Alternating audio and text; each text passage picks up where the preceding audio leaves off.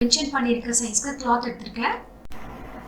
கீழ்ப்பக்கத்தில் 4 loop stitch பண்ணிவிட்டு அது கூடவே லைனிங்கும் அட்டாச் பண்ணிடுறேன். 3 பக்கமும் லைனிங் அட்டாச் பண்ணியிருக்கேன், மேல் பக்கம் மட்டும் விட்டுருக்கேன்.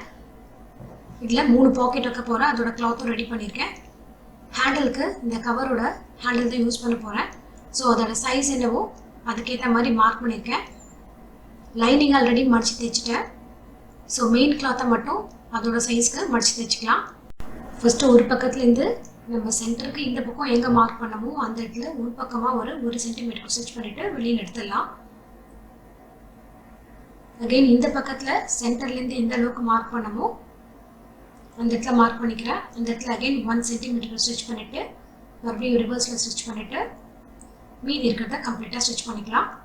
இப்போ இந்த ஹேண்டிலில் ஒரு பக்கமாக இன்சர்ட் பண்ணி சென்டரில் வெளியே எடுக்கலாம்.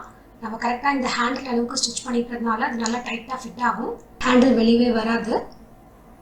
இப்போ இதுக்கு கீழேயும் ஒரு முறை ஸ்டிச் பண்ணிக்கலாம். ஹேண்டில் லாக் பண்ணியாச்சு. ஆல்ரெடி ரெடி பண்ணி வச்ச பாக்கெட்டை கீழ் சைட்லேருந்து ஆட் பண்ணிக்கிறேன். ஸோ கீழே வந்து அட்டாச் பண்ணிவிட்டு அப்படியே சைடில் 3 பாக்கெட்டையும் ஒரு பக்கத்து சைடில் ஜாயின் பண்ணிக்கிறேன். அதே மாதிரி அடுத்த பக்கத்து சைடில் ஜாயின் பண்ணும்போது அதோட பாட்டமையும் சேர்த்து ஜாயின் பண்ணிட்டு வரலாம். ஒவ்வொரு பாக்கெட்டோட பாட்டமையும் சேர்த்து 2 தையல் போட்டுடுறேன். மறுபடியும் கீழே வரைக்கும் தைச்சிட்டு அதோட பாட்டமை ஸ்டிச் பண்ணிடலாம். அப்போ நமக்கு பாக்கெட் மாதிரி வந்துடும். ஸோ இப்போ எல்லா சைடும் ஸ்டிச் பண்ணியாச்சு. இப்போ நம்ம சைடில் மட்டும் 2 சைடில் மட்டும் பீஸ் கொடுத்து அடிக்கணும். 1 இன்ச்சுக்கு அகலம் இருக்க மாதிரி லென்த்தி பீஸ் வச்சு இந்த மாதிரி ஸ்டிச் பண்ணிக்கலாம் ஒரு பக்கத்தில்.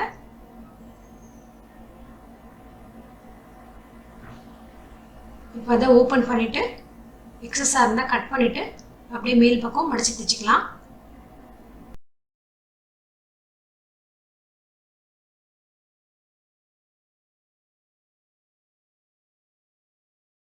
இந்த ஸ்டிஃபான பிளாஸ்டிக் ஹேண்டில் யூஸ் பண்ணுறதுனால அதுலேயே ஹேங்கிங்ஸும் இருக்குது அண்ட் இந்த பவுச் வந்து வளையாமல் ஸ்ட்ரெயிட்டாக இருக்கும்.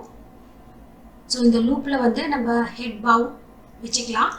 அண்ட் இது ஸ்டிச் பண்ண முடித்த உடனே ஒரு ஐடியா வந்தது. சைடில் இந்த மாதிரி 2 லூப் அட்டாச் பண்ணிட்டேன்.